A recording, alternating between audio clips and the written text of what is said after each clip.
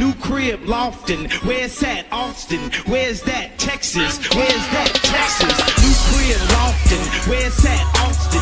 Where's that? Texas. Where's that? Texas. New crib, Lofton. Where's that? Austin. Where's that? Texas. Where's that? Texas. Where's that? Austin. My swag awesome. Welcome back to the Inward Nine of Fantasy Golf Metrics production. My name's Jeff Ulrich.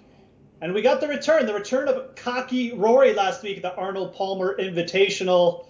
Rory McIlroy putting the lights out, holing out from everywhere on the back nine, or really just the entire 18 on Sunday. It was actually a pretty good show to watch. We had Tiger get back in the mix, some Justin Rose, some Bryson DeChambeau pop up there too, and Henrik Stenson. Pretty good week overall. Stephen Richter, Fantasy Golf Metrics co-founder, joins me. What was your take on the whole event?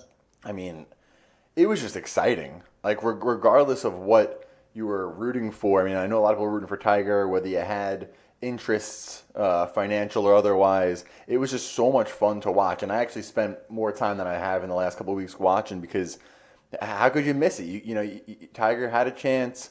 Obviously, Rory came on. Rose was playing well. Stenson looked like he might run away with it, which, you know, it kind of happened the way it has happened in the past for him, unfortunately. But it was just a lot of big names playing really well at a course that is relatable because of the King. So it was just a great weekend for golf.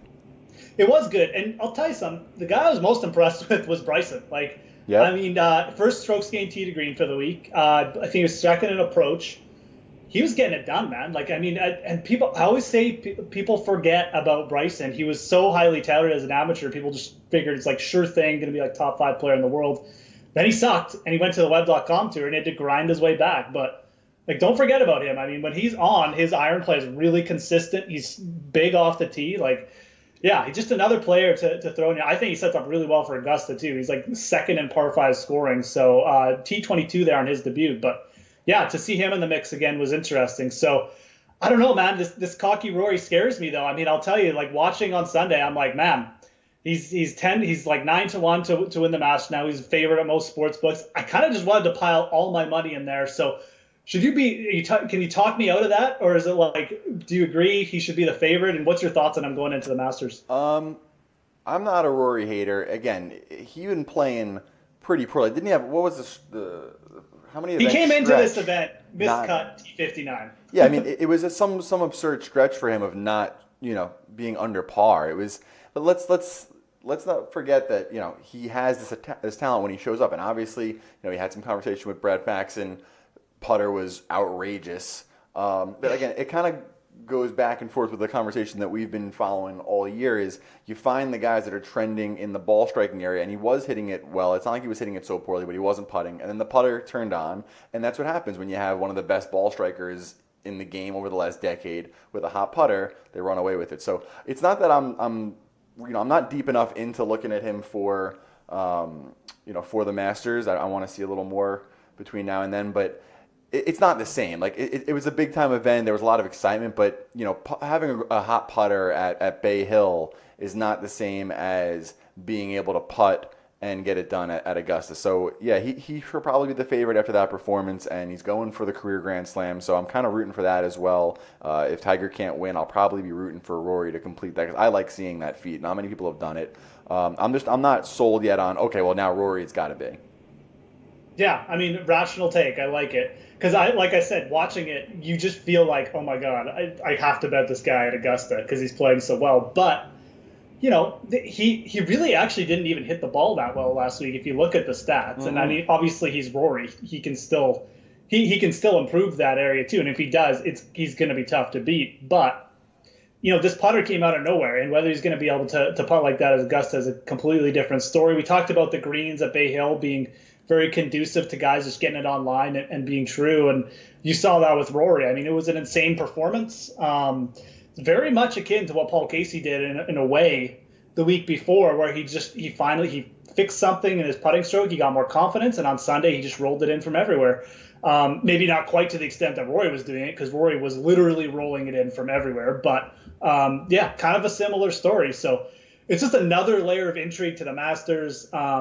Like I said, I kind of felt that way Sunday night. I've talked myself off the cliff Monday morning. I'm like, okay, he probably does deserve to be the favorite. He's got good course history too. But still ways to go here. We've got a couple weeks, and there's other players that we haven't seen for a while. So very interesting event nonetheless. From an FGM Bets perspective, look, I mean, we airballed basically, I think, this week. Did we even win the heads up matchup? We got Griot, so we got okay, so we didn't airball. 2 units back on 12, so we lost 10 units on the week, which, listen, it's bound to happen. I mean, it was a weird feeling this event. A lot of big names kind of played well. I don't think anyone really saw Stenson coming in the way he did. I mean, I don't think anyone thought he was going to play poorly, but we didn't have him coming out like he did. I don't think many people had Rory.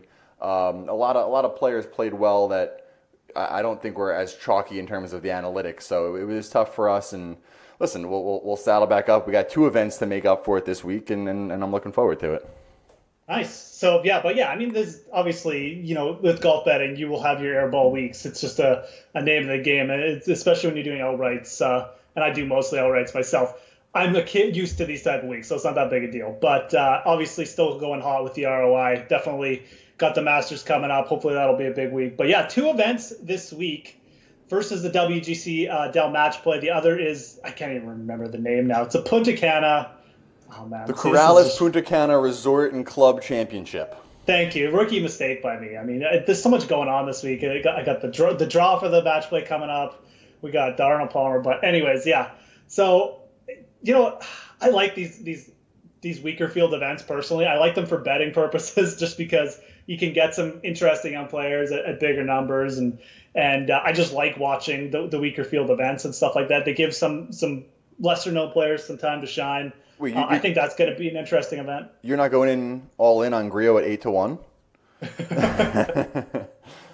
I'm going to make a parlay with Griot with a couple guys that I like at the Masters, just so if he does win, at least I'll profit off it some. It's not going to be a big investment, but that's my plan for Griot. I like that. I do feel like Griot could blow the doors off because he's been playing really well.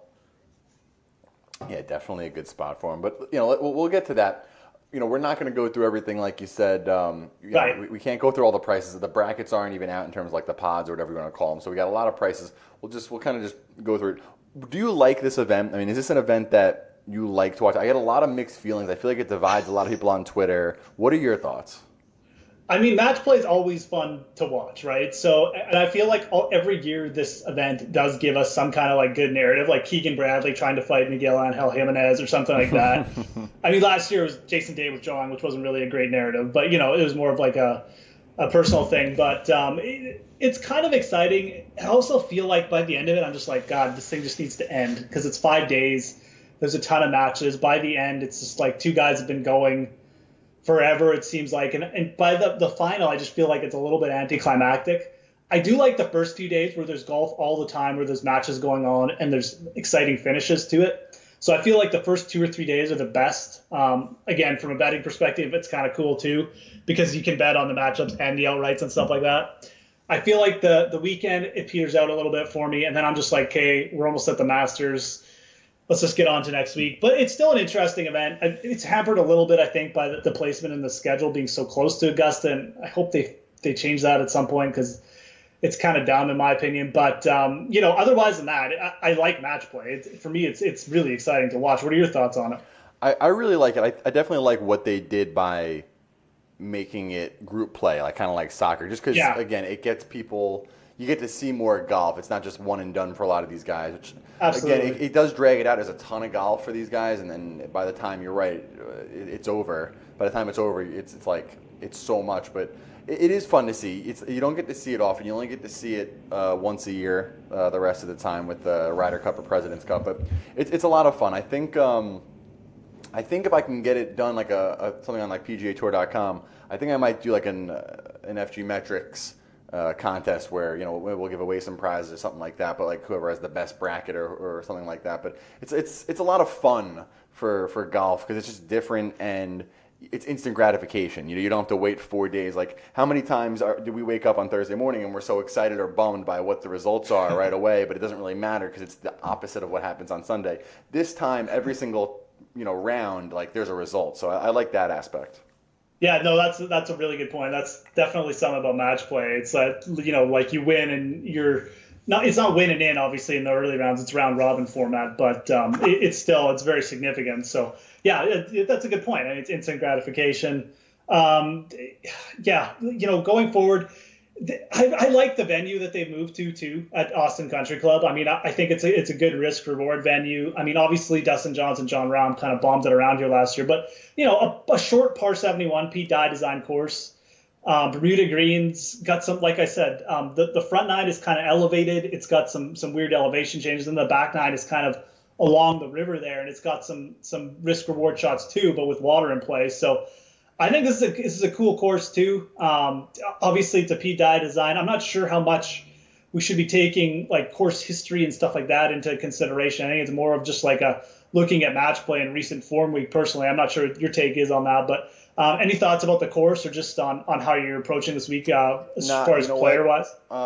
Not at all. I don't really have any history in the model this week, other than, like you said, performance. So finishes in this, but we're not looking at stats or anything like that from the course. It's just, the basic stats. We bumped up strokes gained, tee to green, and putting, making birdies a little more because you need birdies to win matches, not just pars.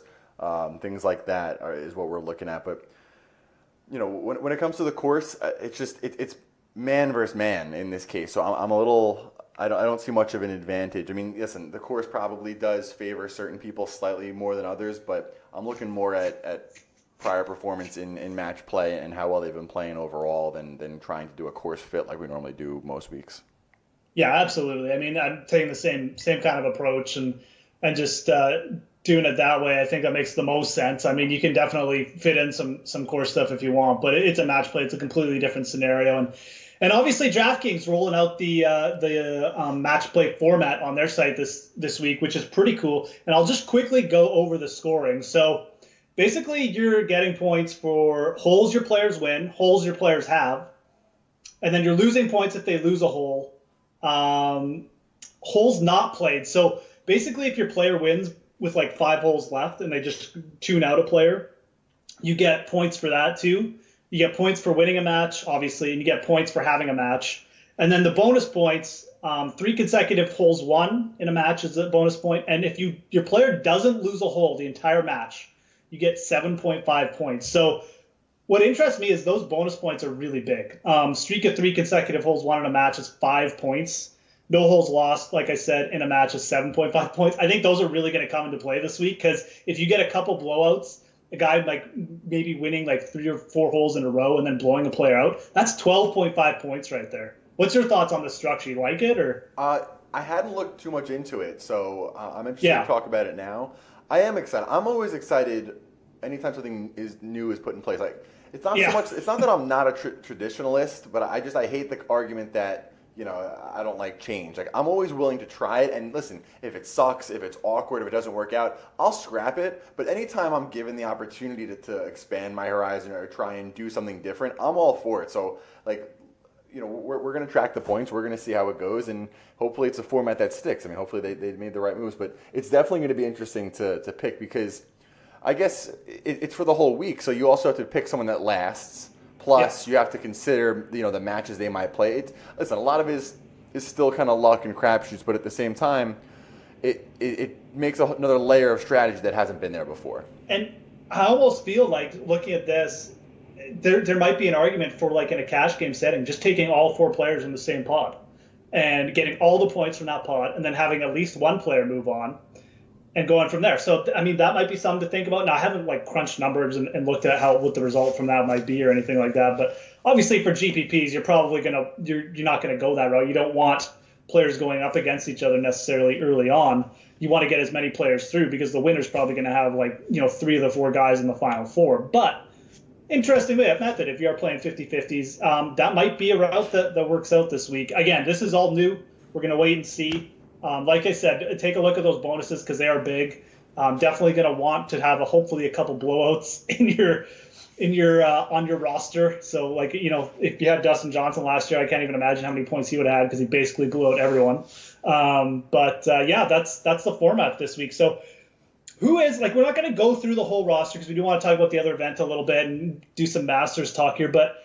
Who are the players coming in for you that you really like for this event? Just right off the top, even if there's it's not a data thing. Listen, I got a couple guys, and that's what makes it more interesting. So last week, I didn't feel as easy or as confident from what I was seeing off the top, and I think it showed in the results. So the fact that I basically put all the input that I normally put in, and now I'm looking at it in front of me, I have some clear indicators of guys that I'm excited about. So that I'm definitely excited. I wish he wasn't known as a match play kind of stud and villain and all that kind of stuff. And obviously he's been playing well, so it's not like it's any surprise. It's really kind of the motto that I've had of waiting to see it. And I really like Patrick Reed this week. He's obviously been playing really well. I wish he wasn't that guy because people are probably going to be on him because it's not a surprise to anyone that he's played well the last 2 weeks, but the fact that he's the match play guy, I think he'll probably be a little more popular, but he's definitely a guy that I'm focused on. I still really like Phil a lot. Nothing's really changed there. So those are the first two guys right off the top of my head that I like. I like Cantlay. I know he's had some success here in this format. So those are three of the guys right off the top. There's a couple of guys that I have to kind of think about a little more, but right off the top, just like of guys that I'm really interested in, those three kind of stuck out right away. Did you see the Patrick Reed video over the weekend, by the way? Did you get a chance to see that? No. What do you got? Okay, I'll give a quick recap just for anyone else who didn't see it. But basically, a fan filmed him. I don't know what hole this was because I wasn't tracking Patrick Reed on Sunday, but apparently he had like an unplayable lie, tried to get free relief. The guy wouldn't give it to him, and then he basically said, "Hey, if my name was Jordan Spieth, I'd be getting relief here." And the official was like steaming at that. He's like, "You're playing your ball." Reed's like, "I want a third opinion." It was incredible. It was amazing, and he said it just the way you think Patrick Reed said it. So definitely go check that out. Love it. But it was hilarious. I mean, I love it too. But it kind of makes me want like a Jordan Spieth Patrick Reed pod, which could happen, by the way. We'll find that out tonight. But yeah, I mean, I can't diss Reed at this event. I mean, he's the match play guy, like you said. He's playing well. He'll probably be popular, but we'll see what pod he's in. If he's got a weaker number one seed, I'd be all over it though. Like if he is up against Jordan Spieth, I'd take Patrick Reed because he's playing better than Jordan Spieth right now. So definitely in that. Phil, I could see Phil having his eyes on Augusta right now. So I'm probably not as big on him, and I do like Alex Noren at a little bit cheaper price. I really feel like if you go back to last year's tournament, he was like the only player outside of Rahm who did give DJ a little bit of trouble. He played DJ really tough last year. I think obviously coming into this event in pretty good form still. I know he wasn't like great last week, but he hadn't really played Bay Hill before. So he's played this course before. He's played well in match play too before. He's definitely got some match play history. I like Noren at 8,700. I think he sets up really well for this event and this type of format. He's a grinder. He's a guy who doesn't get flustered very easily. So I really like him. Sergio, I think, is kind of interesting. I do worry about Sergio just coming off the baby thing, just knowing how tough that is. I love the recent form, but I'm just not so sure about that. Jason Day obviously brings the history. He's won this event twice. But do you think that people are going to weigh that heavier than just Rory's recent form? Because Rory's only 10,000. It's interesting because the putting is both on the way up for both of them. Yeah. Obviously, Day, they both won this event, right? I believe. I don't know if Rory has. Yeah, Dave's won it twice. Rory's won it once. They both won it. So they're from what I'm looking at, take the name out of it, they kind of look very, very similar from a statistical point of view from what I'm normally looking at. So it's really hard to say. I think, Rory, obviously, a lot of excitement, the way he won. I don't know. I don't know that I'm keying in on either of them as much as maybe most people are. But Day, it's really hard to say for me. I'm not ready to pick one or the other yet. Would you pick one of the top guys above them then? Like, are you in on someone above them or like below them or something like that? I mean, we know you like Phil, but is there someone above them that you'd just be like, I'd just rather take him and spend down elsewhere? Probably not. That's the thing. If we're talking about that price range, like it's just, I feel like we've made a bit of a living the last few weeks finding guys on value, and you bring it up every single week. The top price guys aren't necessarily on winning lineups. I mean, I'm very comfortable. I could rattle off six to seven guys right now in the $7,000 to $8,000 range or $9,000 range that like I'm fine with it. I don't feel like I need, especially in this format, one of those top guys. I mean, because you have to get it right. Because if they get knocked out early, then you really cost you. Whereas I feel like you can spread it around. If you spend on someone low and they're in a tough bracket and they get knocked out, you know, it's a loss either way. You got to give yourself more chances. Look, it's a high variance week. I mean, let's not like tip each other around it. Like there's going to be some really good lineups that are just like after the first couple days they're just trash because your stud failed you, your value plays are up against it. Like it's a high variance week, but like you said off the top, it's new. It's going to be totally fun. I'm definitely going to make some lineups, and it's going to be pretty awesome with like new kind of strategies too. Like I said, you can think about taking a couple guys from a pod and guaranteeing yourself some points or something. But at the same time, you're going to take away from some of your upside. So a lot of strategy to go into it. But let's just move down. I mean, there's obviously we don't have the matchups, and that's fine. But just from a pure salary perspective, who are the players you think could make run? Like I'm talking like 7,500, or it doesn't have to be a specific price range, but like under 8K. Who do you see as like real targets here? Just either from a like I said, personal bias, statistical perspective, who could make a run here this week? I mean, I still like Hadwin. I still like Hadwin too. I've already written him up for the Masters profile. That should be up the Hadwin one in the next day or two. But I like him this week too. I guess it's too easy for me to make a lineup right now. I'm on there playing around, and like I got like Reed, Mickelson, Noren, Hadwin, Cantlay, Day. Okay, I'll take my chances. I mean, obviously we don't know. I think that was a great point earlier. Is that you probably want to have one guy in each bracket. You probably don't want to have two guys in a single bracket. It doesn't make any sense, right? Not for GPPs, not just because you're just taking away your upside. Like for GPPs, you're going to have as many people advance from the pod as possible. So why try and eat into each other's points? Now, like I said, for cash games, if you have 2 or 3 people from the same pod, you're kind of guaranteeing yourself some points and probably at least one person moving on. So it's like I said, it's an interesting week. It's the first time we've done it, but you make sure you're taking into consideration what format you're playing and what your goal is. Because if you just want a good floor of points, you can probably live with some people from the same pod. If you're in a GPP, I don't think that's especially like a big GPP, like 100,000 people. It's probably not the right strategy. Well, you're right, because I guess if you had 6 guys and you went 2 from 3 pods or 3 from 2 pods, I mean 3 from 2 pods, you're probably a good chance you're going to get two of them through. And if you get 2 of them through, if one of them advances, I mean, now you've gotten 5 rounds of golf from one guy, 3 rounds. It's interesting.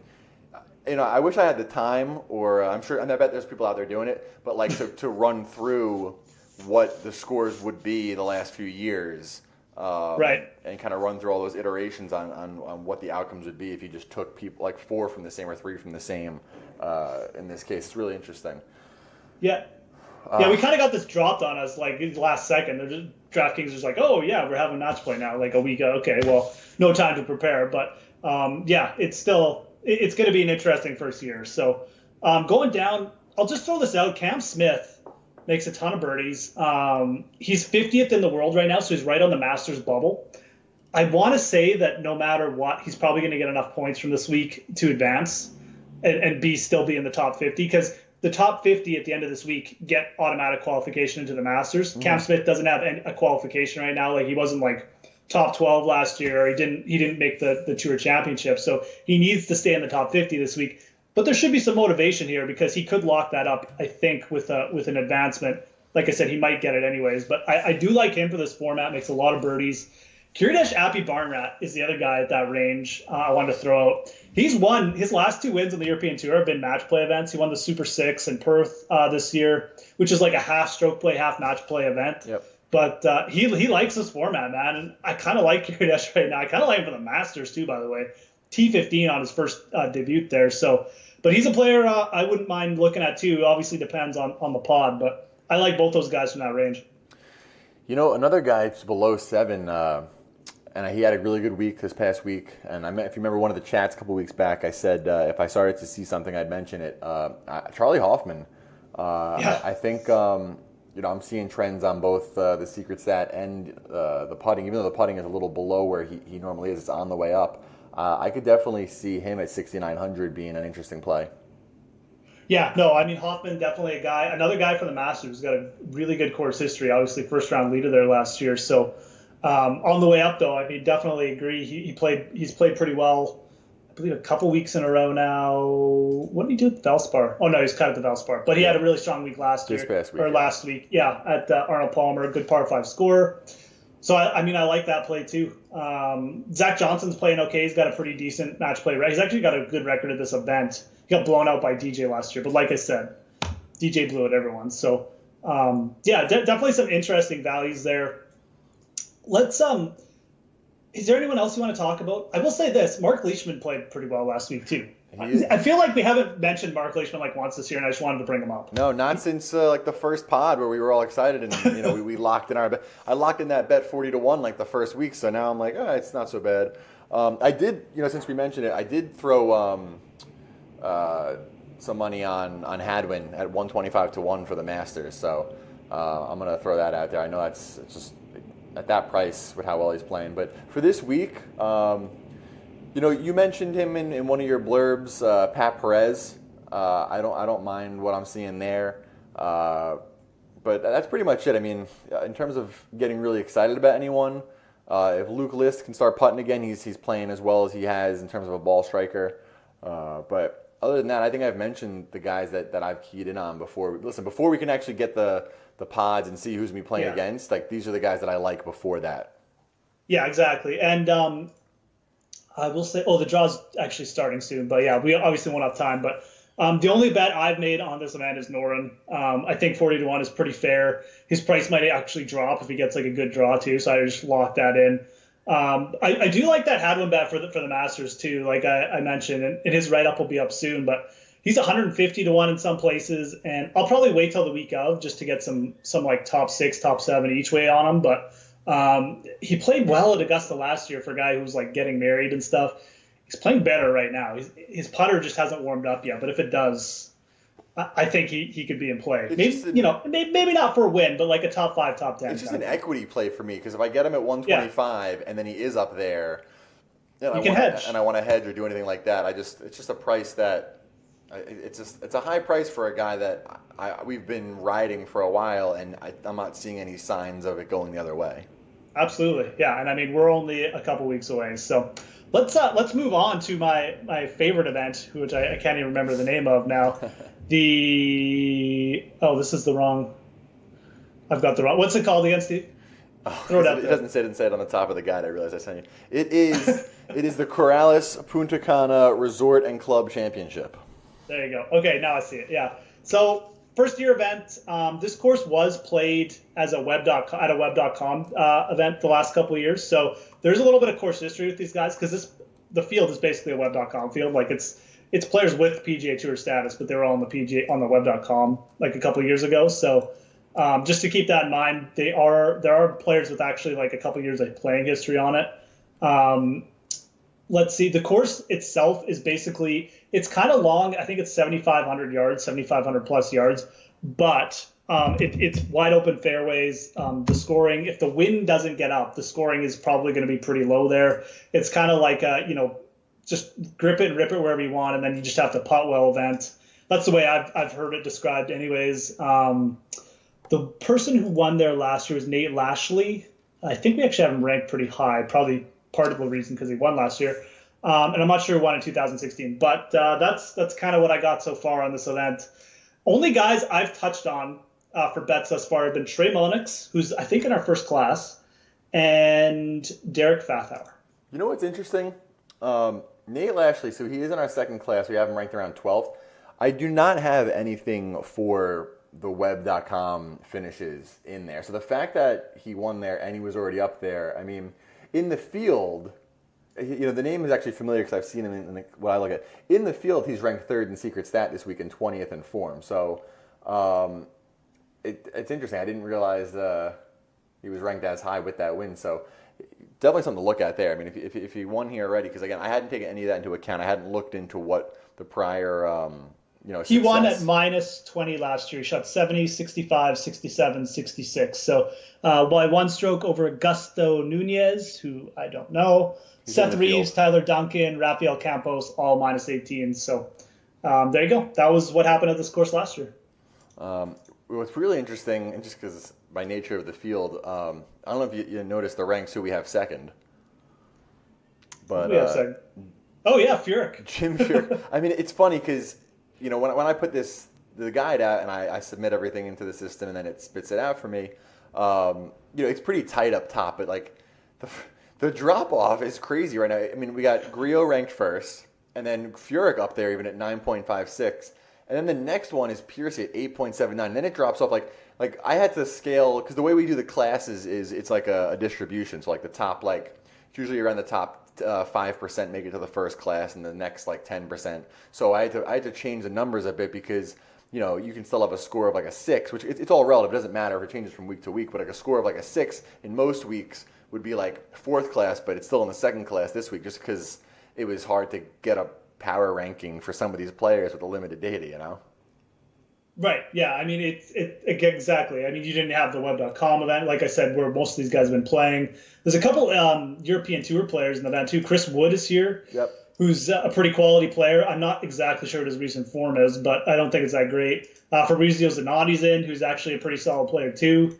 But again, we don't have obviously, European Tour just finally came out with strokes gained data like this week. So obviously don't have a ton of that worked in, but yeah, it's an interesting field nonetheless. Like I said, at least at the top. I mean, we'll get to the guys at the bottom later just as a joke, but let's talk about that. So the strokes gain data, when you say strokes gain, I mean, I didn't see anything that's exactly similar to PGA Tour in terms of like a raw number for strokes gain tee to green. I mean, I was on the site today and I noticed they have the relative to the field, which is basically, I made a little kind of tweet out there just saying, oh, it's nice to see that they have our data because that's what they're doing right now. They're basically doing 5% more driving accuracy than the fields they've played against, and that's what we've always been looking at. But have you actually seen something for real strokes gained yet, or no? Oh no! See, I think I just saw your tweet or someone else's. That's tweet what I mean. I I see them talking about it, but I don't know if they're going to be releasing anything soon because I'm very interested in seeing it. Like the fact that they've gone one step up with versus the field, that's obviously what we would prefer. But if they could actually do like the same kind of scoring, I don't know that they can the same exact way, without using like a shot link type technology. Right. But I don't know what they have planned. I've seen some rumblings, kind of the same way you've seen. Interesting. Okay, yeah. See, I thought it was just out. So yeah, so maybe I guess it started releasing. We'll see what else they release in the future. I guess at least it's something. It's a good start, I guess. It's better than nothing. It's been so bad. It's like it's embarrassing. I mean, we've barely used. Yeah, kind of. So, you mentioned Trey Mullinax. Did you have him before you saw the ranks?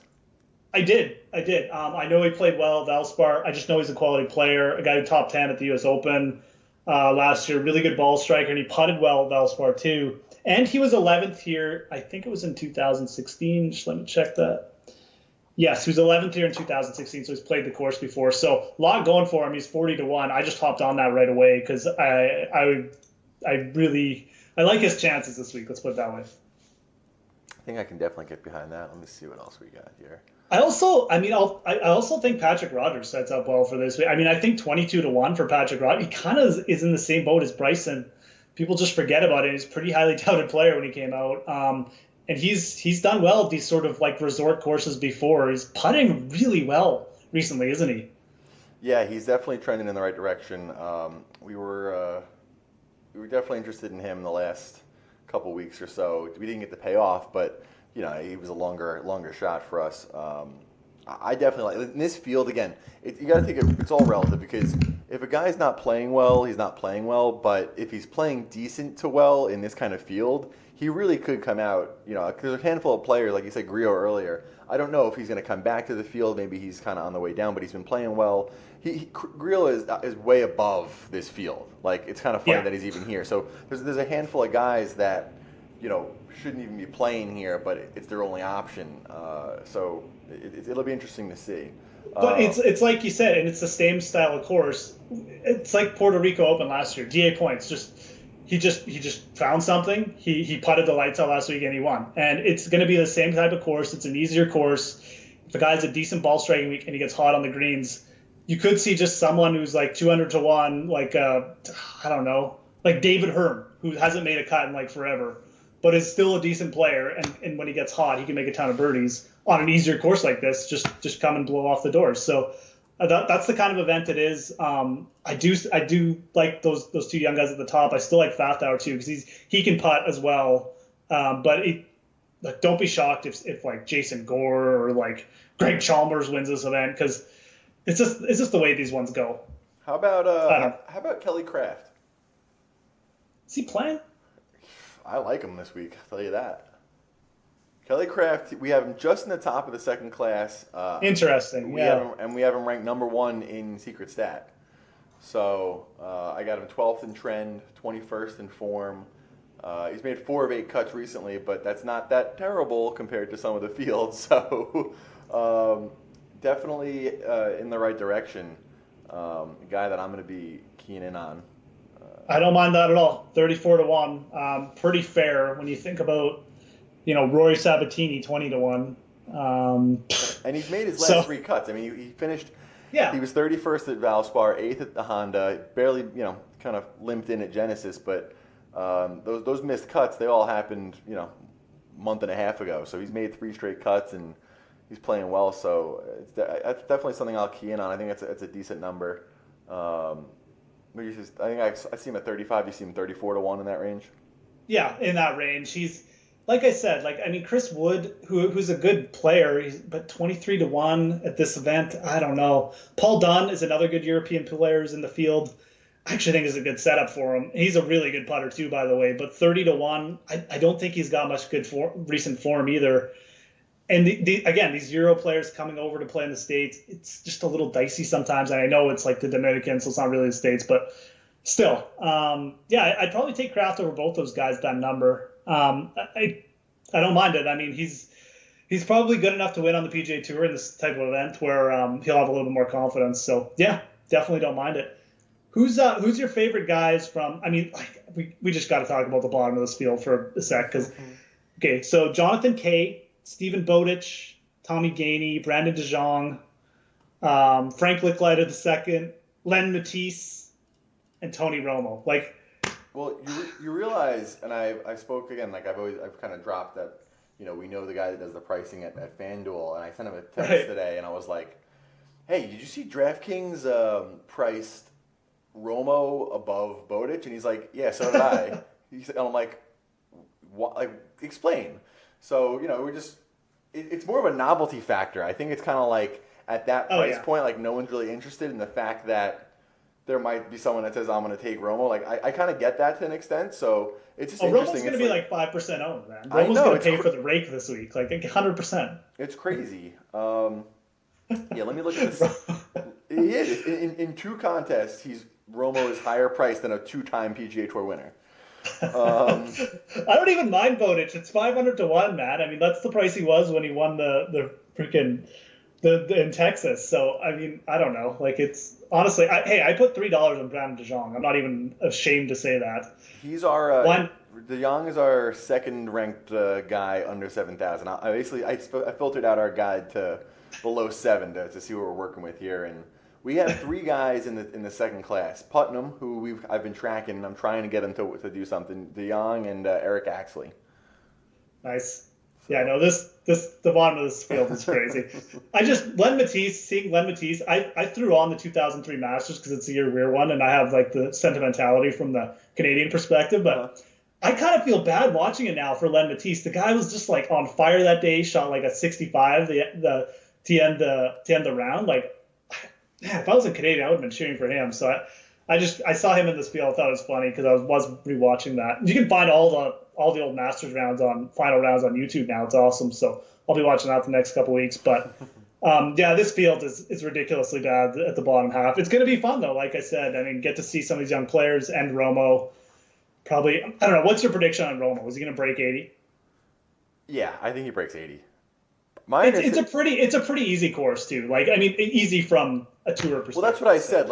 You didn't ask me, is he going to make the cut? You asked him if he's going to break 80. I mean, Yeah. I imagine if it's not a crazy windy, day, I could probably go out there and break 80. But like, Yeah. Romo's Yeah. good. Like Romo's a plus handicap, so Yeah. I expect him to play well because it's always interesting to me. Like there's always so much hate for these guys, but like Steph Curry, he held his own.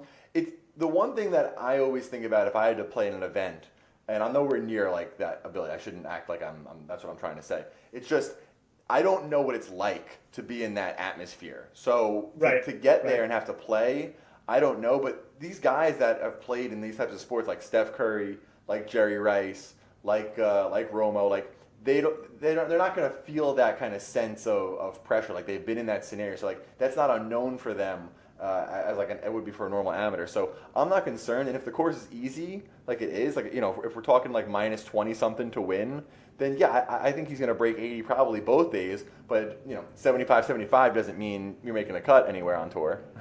Well, I got some late breaking bad news for Hadwin. Guess who's paired with?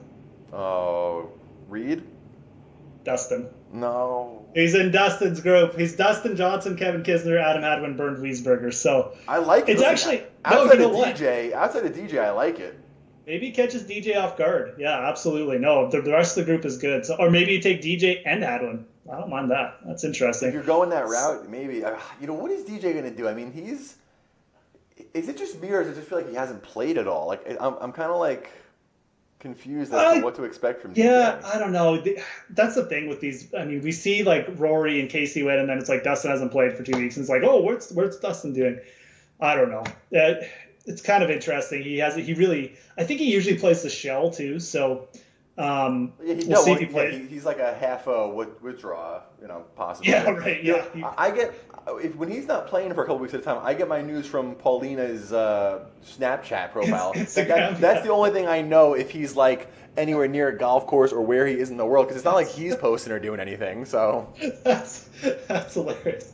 Yeah, if you want to catch up on Dustin news, just follow like Paulina Gretzky and Janet Gretzky too, probably. Like seriously, that's Dustin in a nutshell. So I'll throw out one other group here that just came up: John Rahm, Kirdesh Happy Barnrat, Ches Reavie, and Keegan Bradley. Happy Barnrat versus Rahm could be interesting. That could be an upset too. Not great for Happy Barnrat, but I mean, like you're gonna have these value plays are gonna all be going up against the studs. So yeah, I'm gonna bring it up on mine. Let's. To finish off the day, let's finish off. Now that the brackets are out for us, I don't think there's much else to say about Punta Cana. I mean, we have an extra day to talk about it, so we'll talk about it in the chat. I'm not too concerned. We talked about a couple of guys we liked. It's not that interesting. But now that I don't know if the brackets are out. They're like coming out one at a time here. So unless you can find them, I'm just getting it on Twitter. Oh, just throwing it. I think they're doing the draw as we speak. So I've gotten 3 groups so far. The other group I have is Fleetwood, Berger, Chappell, and Poulter. Now that one is definitely wide open. That's interesting. Yeah, that's an interesting one because Chappell's been playing really well, but then you got Poulter. He's actually pretty good at match play, but he kind of sucks lately. And then Fleetwood who's obviously the number 1 seed there. So it's interesting. That's going to be one of those pods where if you pick the right guy, you're going to get a good value play. You're going to get a good value play through, but it's going to have 3 tough matches. So. Oh, you got Feinberg, live tweeting it right now? Is that what he's doing? God, I didn't think it was that big of news. I'm on the Dell Match Play Twitter account. So, like I said, they spit out 3 thus far. But if they spit out any more, we'll go back to. Why don't we just talk about? Do you have any feelings towards the Masters after last week? Like I said, I mean, I can't even remember. I know I threw out Jason Day. Who did you throw out last week? Fowler. Fowler, right? Yeah. So Fowler actually didn't play that bad though. No, he played well. He had a couple bad holes. Yeah. So again, like another player who easy to write off because he hasn't done that much. But any like changes on feelings for the Master guys who just are sort of headed towards them more now? The only feelings that I've got are increased feelings of emotion for how excited I am to watch it. Yeah. No, I mean it's gonna be good. Like. All right. Yeah, Tiger only a couple weeks away here, but any more info about the brackets, or are we still just waiting? Well, I don't know. I'm on the actual PGA Tour site right now, and it's not showing complete combos. It's interesting. It's showing like a couple of them are like the first match is going to be Spieth versus Schwartzel. So Spieth and Reed are in the same group. They are? Spieth, Group 4, Spieth, Reed, Haotong Li, and Charles Schwartzel. Oh, wow. Okay, so there you go. Perfect. So that's what we wanted. Yeah. So we got that. You got, like you said, the Fleetwood, Berger, Poulter, Chappell, which, you know what, I just saw a tweet from Ryan Baroff. He says he thinks Berger wins. I kind of agree. I mean, yeah, Fleetwood is obviously the favorite, but there's no reason for me to believe that Berger doesn't have a good chance there as well. It just depends on how everything falls. I mean, Berger's another guy who I feel like hasn't played for a bit, but I don't mind Berger in that group either. Chappell's playing well, but I mean he's not exactly Mr. Clutch either. So I could see Berger as like a nice upset pick. I got. I mean, I would like to think Rahm can steamroll this, but you saw the Rahm, Appy Barnrat, Bradley, and Reavie. Yeah. So I see that. What's interesting is I'm seeing, if you go on the site, like I see Paul Casey in Group 10, but I don't see who he's with. Like I guess I think they're doing the draw as we speak. Yeah, it's live loading. Okay, so I got Pat Perez, Woodland, Siwoo Kim, and Webb Simpson. That's a weak group. Wow. That is super weak. I mean, I have no idea. I mean, Pat Perez is the favorite in terms of the seeding, but it's like anyone comes out of that bracket. Anyone. Yeah, exactly. I could see anyone coming out. Yeah, right. Okay, now we're on the same page and I'm on the same site. So I think that's pretty much all we've got so far. Yeah. Well, they're basically seeding everyone and they're dropping them in a group and then they're kind of adding on to each one. So yeah, exactly. So we've the Spieth, Reed, Schwartzel, Haotong Li. That'll be a good group, just because probably it'll be Spieth or Reed, just given the recent form of those guys. But it's match play; anything could happen. So, all right. Well, with that info thus far and our rambling and breaking news, who you got for the winner of this thing? I hate doing this. You know what? I really do like. I like Reed. I do. Okay. I think that. I think given. I think there's been a little bit of energy from Tiger coming back and the whole thing that's kind of who he's harnessed and who he's looked up to and who he's idolized and the whole red and black. Like I think Reed is really excited about playing at a high level now with Tiger back, and I think that this is a great format for him to get it done. Well, I'll tell you what. I think the Spieth draw is something he'd like too. So, I mean, I can't argue with it. I'm going to stick with my guy, Alex Noren. I really do think this is a good format for him. I feel like he's kind of like reading that aspect. This will motivate him. Like I said, he played well here last year. We don't know who he's up against yet, but he is like he's a 13th seed, so he's the A person in his group. So it probably won't be too bad, but I like him regardless. So I'm going to go with Alex Noren. Who you got in Punta Cana? Who are you going with? I'm gonna go with. I mean, I said I want to go with Grillo, but I'm gonna go with Kraft. Nice, I like it. I'll go with my boy Trey. I do like Patrick Rogers there though. I feel like he's a guy who could definitely get it done. But I'll go with Trey Monix. Only other bet, like I said, I put in was Derek Fathauer as a guy who I think could pop up with a hot putter. So we'll throw some more info out there later in the week. Tuesday, I'll have an article profiled a few guys from both of these events. We'll obviously have the pod info out, so we'll get a little bit more in-depth there for the Tuesday article. If you haven't checked out the article section, though, I am doing Masters profiles, doing them by nationality. I already got one group of Americans out. I actually have another set all ready to be published. Might hold off till Wednesday just because I'm publishing tomorrow too, but got the Australians up next. I'm publishing 5 or 6 at a time. Then I'm going to put them all into one huge, massive article for everyone to look at. And it'll be publicly accessible too, so for the week of the Masters. But just going over my thoughts, some facts about the recent form, course history and stuff. So definitely check those out. We still got the FanDuel offer going on too. We didn't mention off the top, but info at the top of the Monday article again, FanDuel.com/FGM. It's just basically a deposit offer. You can check out the info there, so check that out. Anything else to add before we get out of here this week, Steve? No, that's pretty much it. I believe FanDuel is going to be putting out weekend golf for the first time this week too. So for those of you that haven't gotten into it, that like the weekend golf, you can take advantage of our offer, like you just mentioned there.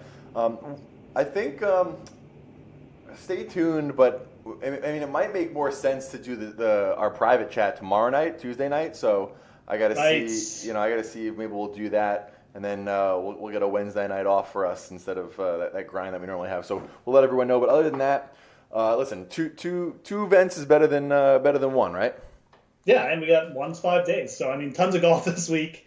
Hard to keep track of anything, and like I said, we got the Masters coming up too. So for me and for Steve, at Fantasy Grind, at FG Metrics on Twitter, have a good week. Take it easy. Where's that?